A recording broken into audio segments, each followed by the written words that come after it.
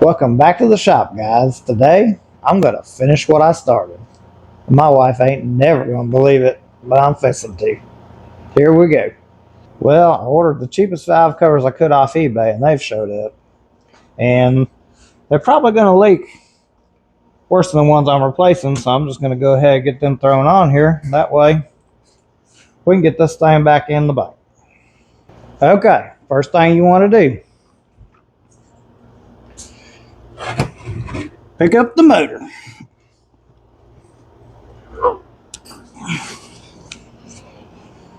Squeeze the glutes.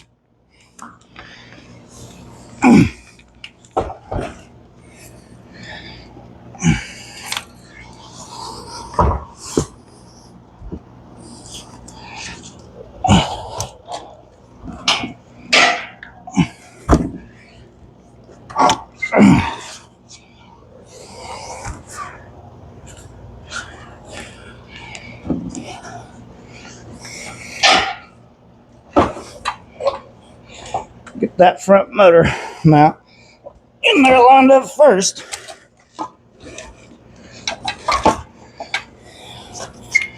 And drop her down in there.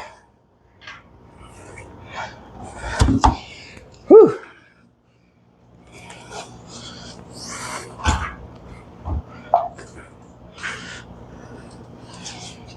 See? Easy. Nothing to it. All right, guys. Motor and transmissions installed back in the bike. Then I got all the wire harness and everything hooked back up. And, don't be intimidated by all these wires and stuff, because all you got to do is take pictures while you're taking it apart. I mean, it's not that difficult. Just make sure you take a picture far away and take your close-up ones, and you'll be fine. The only difficult wires on this will be these transmission wires right here. And those actually, let me bring you over here. Those are going to be, let's see if you can see it. It's going to be 7/32. And I use a ratchet. And then if you have some of these old like Craftsman distributor wrenches, this works great. But also going back together, we're going to go back. We got a 13 bolt belt box. You got to upgrade. If you're going to ride in any water, you got to upgrade to one of these, seal off that belt box. And then we're going to go back with a CVTech primary and the cheapest secondary clutch I could find on eBay. I think it was actually for a 450.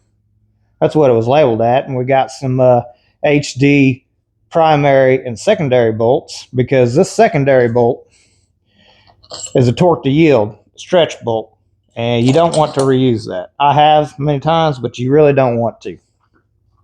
And also, if you're going to take the trailing arms and rear diff out to do this, the only special tool you need is this socket. And I think you can get them on Super ATV. They're like, I don't know, $50, because these nuts that hold them on, you can see that fits right there in that socket. So you're going to need that. And also, you're going to need the primary tool to get the primary off. But anyway, guys, that's it. We got her back in. That's probably going to be the end of this video right here. Now, next time, I'll show you how to install these trailing arms and these clutches on here if y'all want to see that. But, that's not all we're going to do to this bike. I'm thinking maybe we see if we can stretch these trailing arms 2 inches maybe. I don't know. Maybe we can do it. Maybe we can't. And maybe we can do something with those floorboards, see if we can fit something bigger than a 30-inch tire on this thing. Y'all just let me know down in the comments what you want to see. Should we stretch the trailing arms? Or what should we do? Just let me know. And don't forget, like and subscribe, and we'll see you next time.